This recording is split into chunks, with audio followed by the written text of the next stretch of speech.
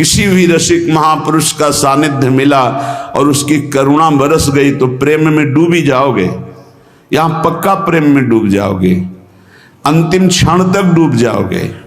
अगर अभी कुछ नहीं बन पा रहा और आप धाम के आमरण व्रतधारी हैं कि मेरा शरीर छूटे तो वृंदावन में छूटे, तो अंतिम समय तक किसी न किसी सखी की नजर पड़ेगी और आपको प्रियालाल के प्रेम में डुबो देगी, क्योंकि करुणा का मूर्तिमान स्वरूप सहचर्या है। इसलिए धाम प्रेम धाम कहा गया है। यहां प्रेम समुद्र बहता हुआ है, यद्यपि समुद्र स्थिर होता है, पर यहां कह रहे बहत प्रेम सागर जहां, क्योंकि प्रेम स्थिर नहीं है, प्रतिक्षण वर्धमानम है, बढ़ता ही रहता है। प्रेम जैसे चंद्र कला बढ़ता है, पर चंद्रमा में पूर्णिमा होती, प्रेम में कभी पूर्णिमा नहीं होती, सदैव बढ़ता रहता है, नवम नवम नवम प्रतिक्षण वर्धमानम। इसलिए बहता हुआ प्रेम समुद्र वृंदावन धाम है और इसकी तरंगे हैं यहाँ की लता रजरानी खगमृग पशु पंछी और यहाँ के रसिक जन। किसी की भी कृपा हो जाए, यहाँ के एक पक्षी की कृपा हो जाए तो आप प्रेम में डूब जाएंगे। यहाँ एक लता की कृपा हो जाए, यहाँ किसी रसिक की कृपा हो जाए, तो जो प्रेम बड़ी बड़ी साधनाओं से भी सुलभ नहीं है, अत्यंत दुर्लभ, वो प्रेम प्रकाशित हो जाए। प्रेम मेरी प्रियाजू मेरे लालजू, और उनका चिंतन करते हुए अश्रु प्रवाकर हृदय में ऐसी पीड़ा हो रही, हाय कब मिलेंगे। भारी विकलता, अनंत जन्मों के पाप संस्कार भस्म हो गए, कर्म बंधन छिन्न भिन्न हो गए और वो भगवत स्वरूप होकर प्रियालाल की दिव्य लीला में प्रवेश पा गया। ये प्रणय रस धारा है श्रीधाम वृंदावन, और बहुत करुणा करके दुरंत मोह का नाश करने वाली श्री यमुना जी इस श्रृंगार रस धारा मानो द्रवित होकर प्रवाहित हो रही हूं। बहुत करुणा है यमुना रस रानी की, जिस पर यमुना जी प्रसन्न होती हैं, दुरंत मोह का नाश करके इसी जन्म में राधा वल्लभ लाल की उत्तम प्रेम लक्षणा भक्ति और सहचरी भाव प्रदान कर देती। आप मलिन दृष्टि मत रखें यमुना जी में कि ये गिर रहा है वो गिर नहीं।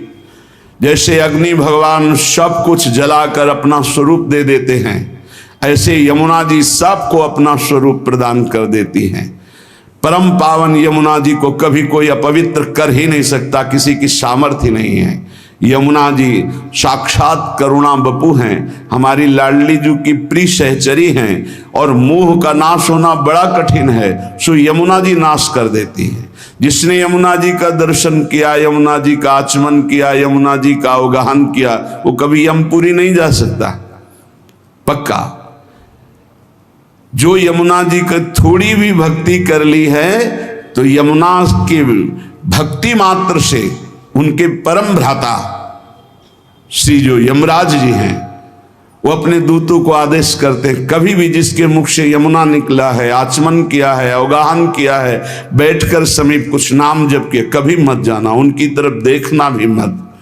ऐसी यमुना जी जहां प्रवाहित हो रही परेश वर्ण रूपिणी भगवान श्री कृष्ण की श्री अंग की जैसी कांति, ऐसे झलमल झलमल श्याम वर्ण यमुना, बड़ी दिव्य है यमुना जी। अपनी तो नेत्र प्राकृतिक हैं इसलिए देख नहीं पा रहे, जब त्रिगुणातीत कृपा होगी श्री जी की और त्रिगुणातीत वृत्ति जागृत होगी, तब आप इन यमुना जी को देखेंगे। बड़ी दिव्य है, जिनमें स्वर्ण कमल, नील कमल, पीत कमल, अरुण वर्ण के कमल, विविध प्रकार के कमल खिले हुए हैं, भौरे गुंजार कर रहे हैं। समीप में ही कुंज में अद्भुत अद्भुत लताएं फूली हुई झूम रही हैं। शुक, शारिका, कोकिला, मोर ऐसे गुंजार कर रहे हैं, ऐसे मानो प्रियाजू का यश गा रहे, पर हम उनकी वाणी समझ नहीं सकते। ऐसा लगता है कि ये शोरगुल कर रहे हैं, नहीं, वो राधा यशो मुखर मत खगावली के। यहाँ के जितने पक्षी हैं सब श्री जी का नाम, श्री जी का जस गान कर रहे हैं। जो वृंदावन के अंतर्गत अपने जीवन को समर्पित कर दिया है, पक्का श्री कृष्ण प्रेम में डूबेगा, डूबेगा, पक्का डूबेगा। जब वृंदावन में आए और बिहारी जी की कृपा से राधा वल्लभ जी गए, जब राधा वल्लभ जी के दर्शन किए तो ऐसा लगा जैसे बहुत पहले से हम इनसे परिचित हैं।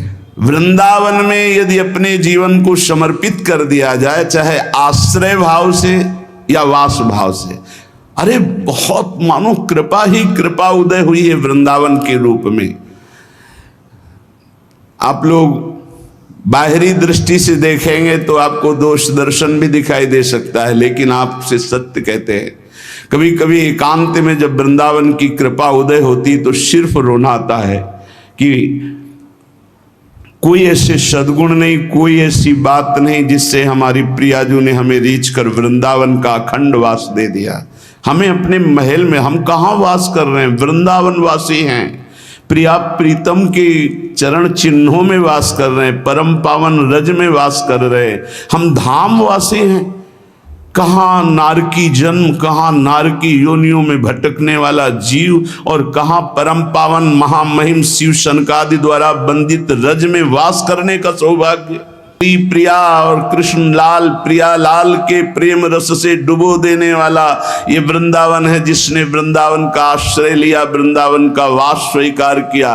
आप केवल अपराध मत कीजिए, जो साधन पद्धति बताई गई उससे समय काटिए, परम लाभ तो कृपा से हो जाएगा। आपका प्रयत्न केवल अपराध रहित होने के लिए, आपसे असाधन ना बने, इसलिए काम तो सब कृपा से हो जाएगा। यहां अगर पक्षी भी कोई बाहर से उड़कर आकर वास करता है तो वो भगवत स्वरूप हो जाता है, चिदघन स्वरूपम। तो वो पक्षी क्या साधना करता है, केवल आश्रित हो गया वृंदावन के। ऐसे ही आप भी आश्रित हो जाएं तो कह रहे चिदघन रूपम तवापी दृश्यम, तुम भी वही चिदानंद रूप हो जाओगे यदि वृंदावन का आश्रय ले लिया, वृंदावन का वास स्वीकार कर लिया, वृंदावन का चिंतन करते हो, वृंदावन की महिमा सुनते हो, तो धाम आपको चिदघन रूप प्रदान करेगा। यहाँ के चैतन्य और जड़ सब चिदानंद रूप हो जाएंगे।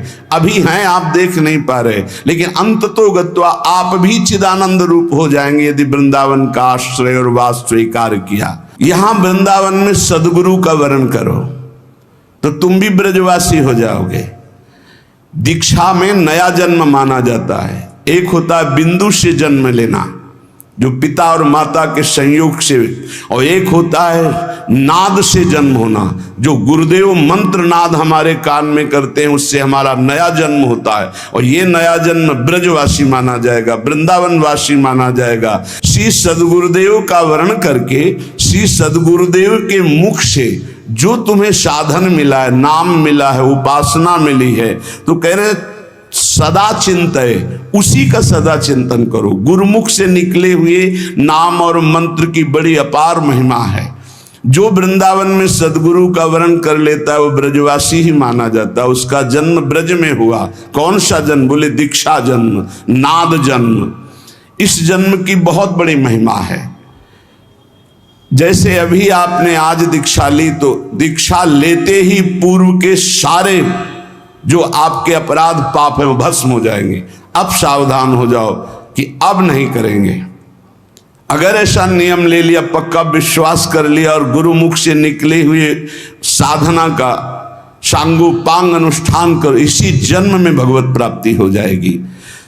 सदगुरु के मुख से जो उपदेश हुए, सदा चिंतय, उनका चिंतन करो। नाम का, मंत्र का, मार्ग का, जो प्रियालाल के प्रेम मार्ग का उपदेश हुआ।